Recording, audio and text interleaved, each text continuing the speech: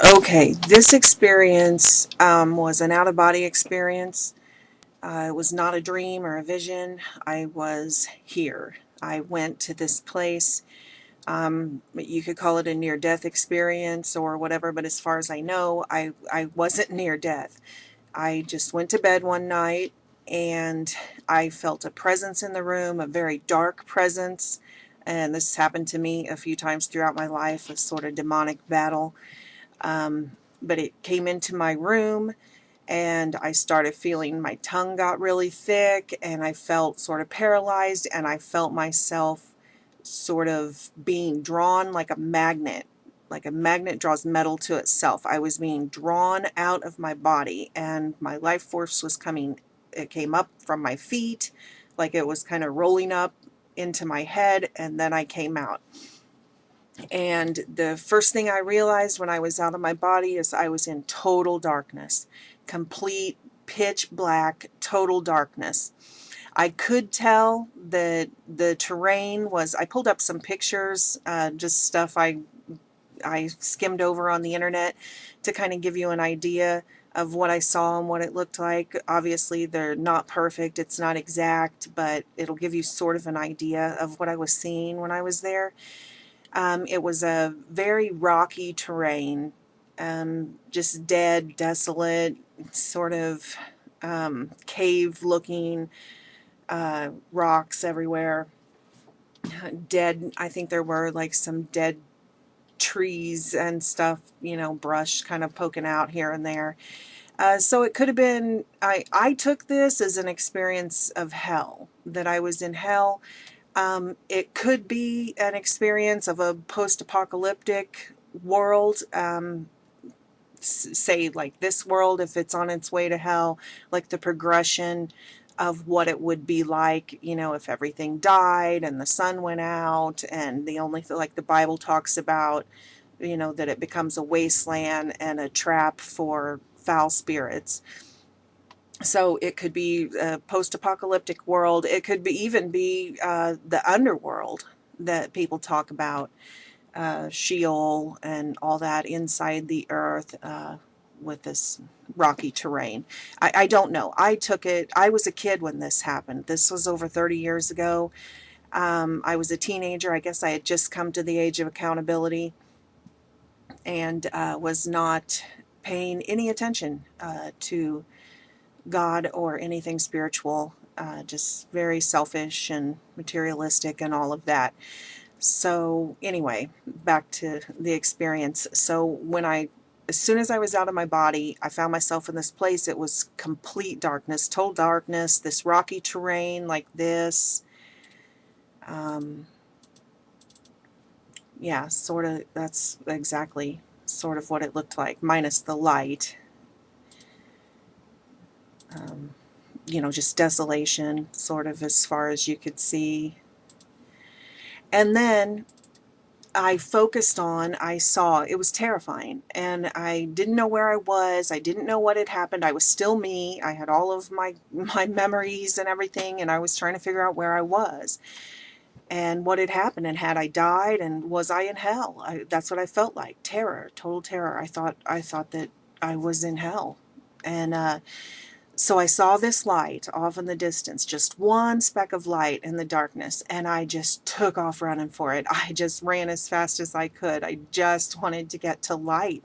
I just wanted the darkness to go away. I wanted to see some light. So I ran towards this speck of light, and as I got closer, I started to make out, that's really when I started to make out the terrain around me and see what it was, what the landscape was like. So I got closer and there was this orange red glow, just a color that I can't even explain in human words. I don't think we have a vocabulary word for it. It was a supernatural, like a red that I've never seen before, that's more red and more intense, just a red-orange glow.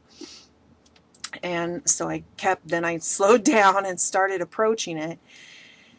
And as I got closer, what I saw was, it was a pyramid. It was a glowing red-orange pyramid.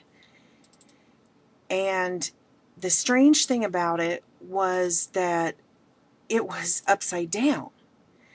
It looked just like those pictures I just showed with the sort of red orange glow, a real pyramid, but it was like this. It was standing on its point, and it was rotating very slowly, and it was hovering off the ground.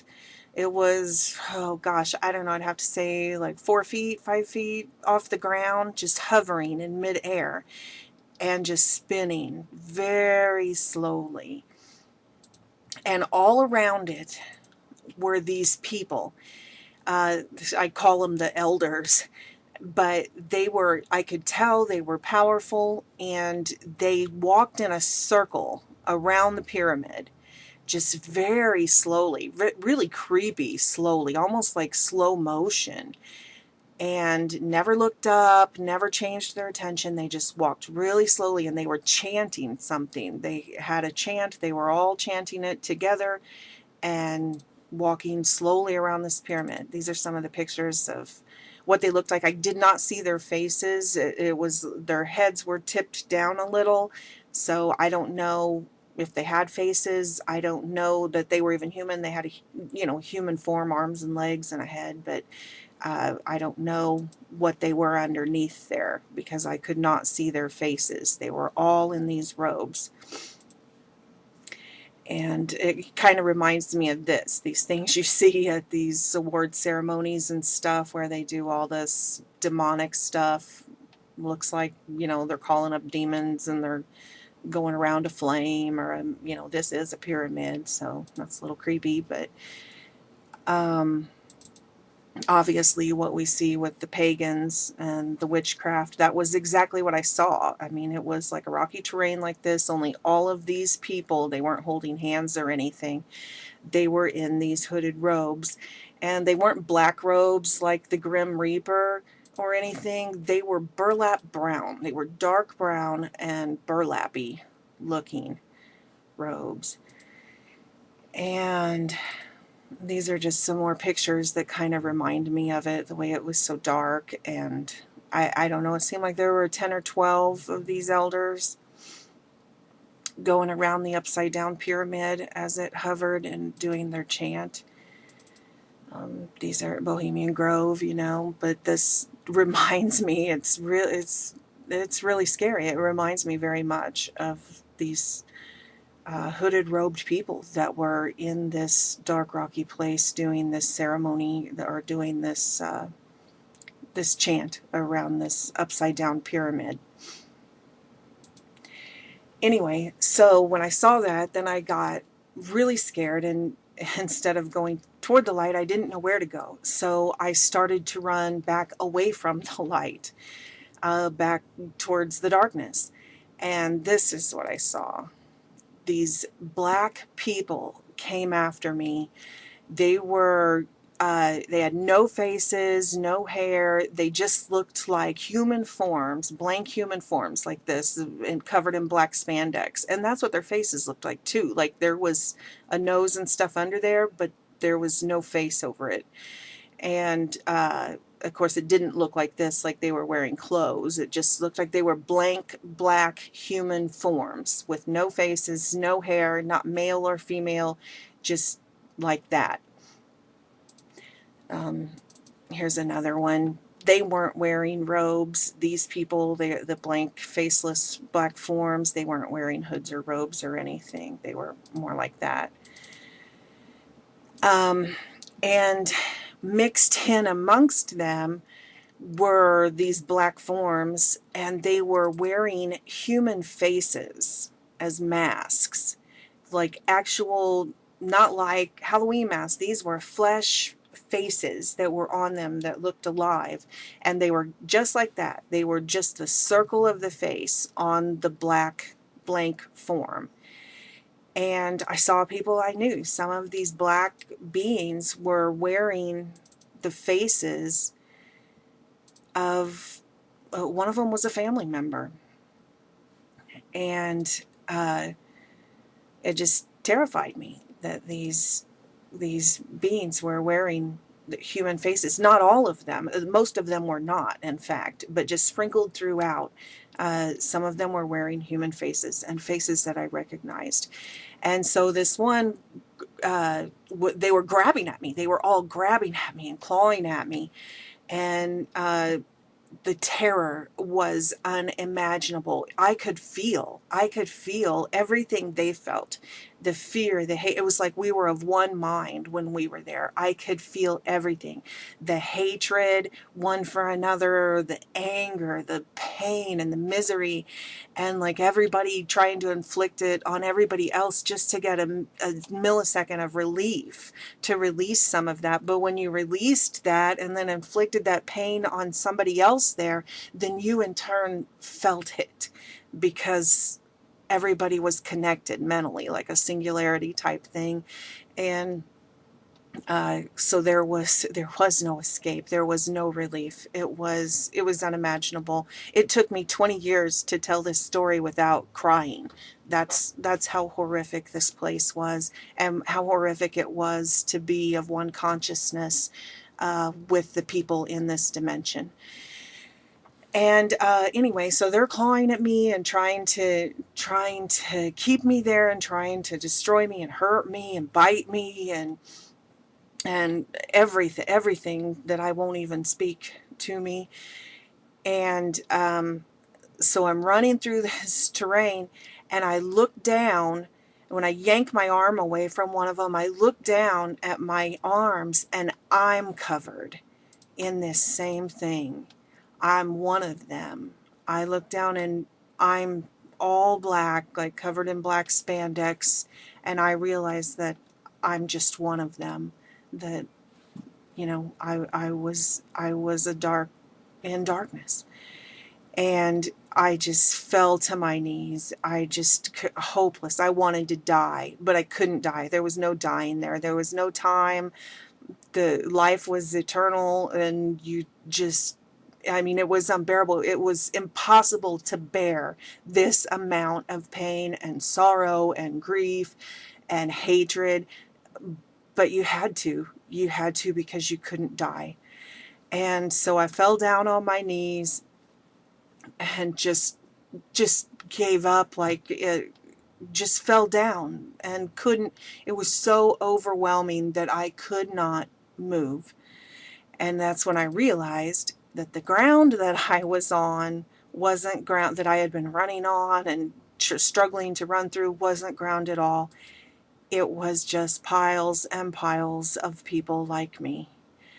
I was just another black form on this ocean of lost souls. And they were just laying there, some just like me, just barely able to moan. The pain was so intense that you couldn't hardly even scream anymore or cry anymore. You just barely, it was like an ocean of snakes, like barely moving, just these black bodies. And now I was laying on top. I was one of them.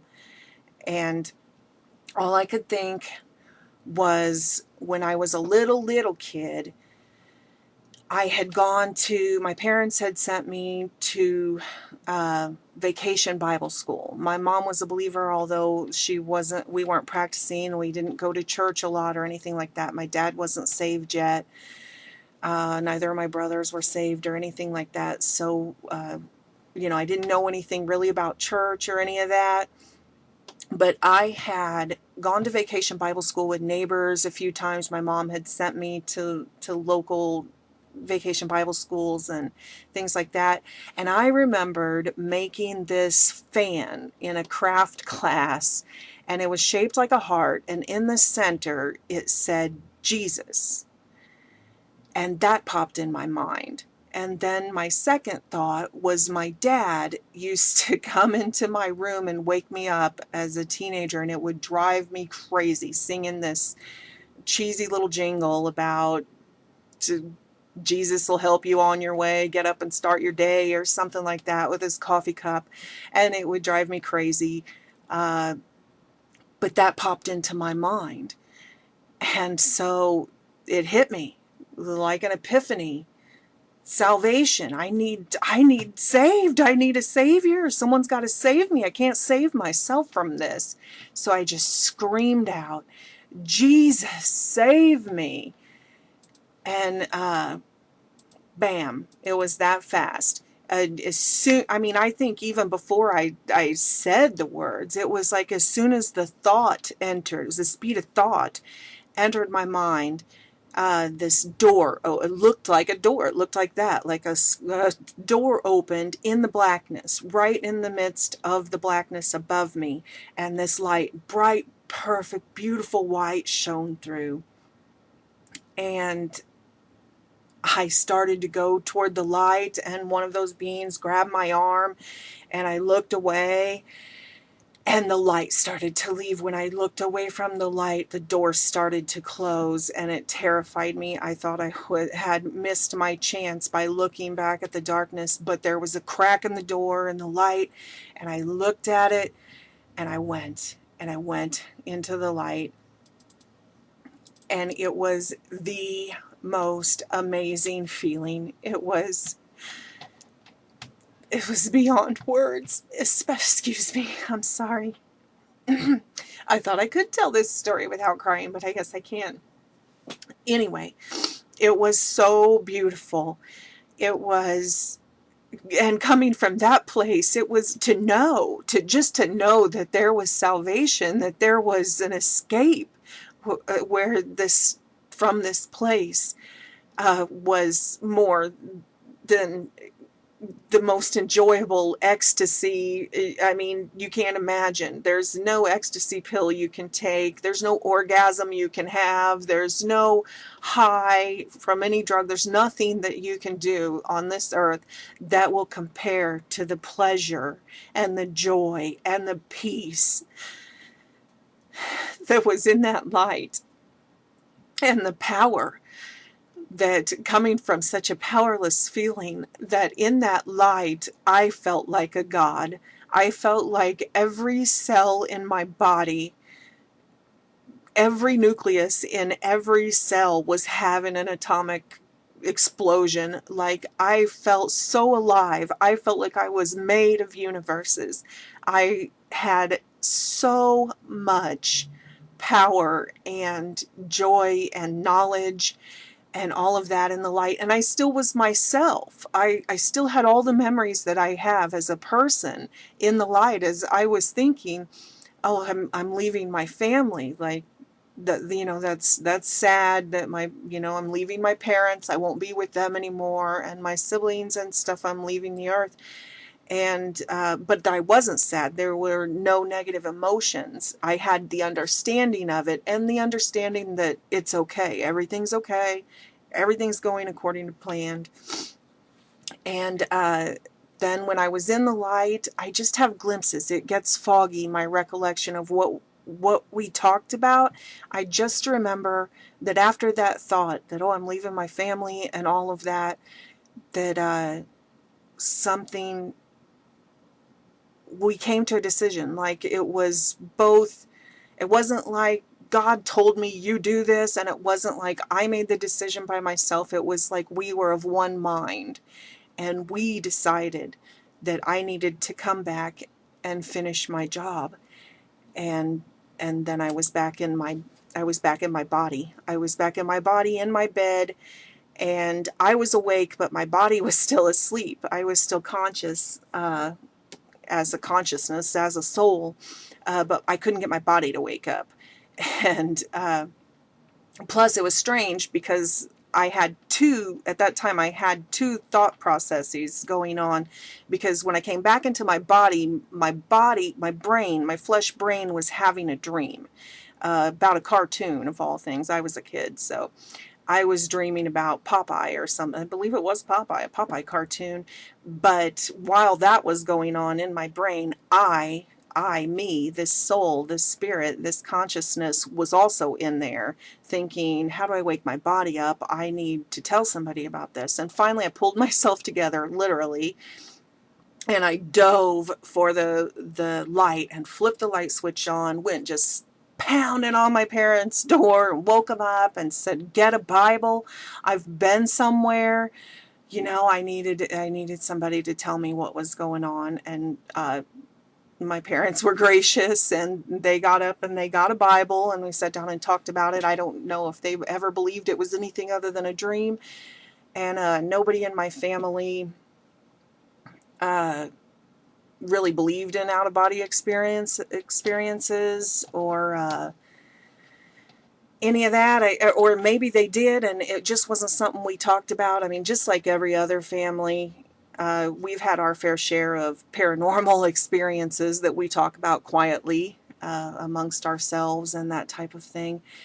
But no, it wasn't something that we talked about or really admitted to or anything like that on a daily basis. So I don't know if they just didn't know what to say about it or what. So after that day, I don't ever remember talking to them about it, but I've carried it my whole life. And this is a true experience. I had an out-of-body experience, and I saw hell, or something resembling hell, a post-apocalyptic something. And that's what I saw. And the one who saved me from it, his name was Jesus. And you should know that, because nobody, no matter how awful they are, you think they are, nobody wants to go there. Nobody deserves to go there. Or I guess really, from looking down and seeing I was one of them, I guess in reality we all deserve to go there. But there's hope. There's hope that we don't have to live with our betrayal of God, and that He forgives us and He loves us and He will do anything to save us. All we have to do is ask. He's not some tyrant or some spiritual rapist who's going to force himself on you. You have free will, and He will come. All you have to do is ask. It's really that simple. Don't go to hell, folks. Please believe me. This really happened. This is real. Please believe me. And I thought I should share that. Hopefully it helps somebody. Again, I love you guys, and God bless you all.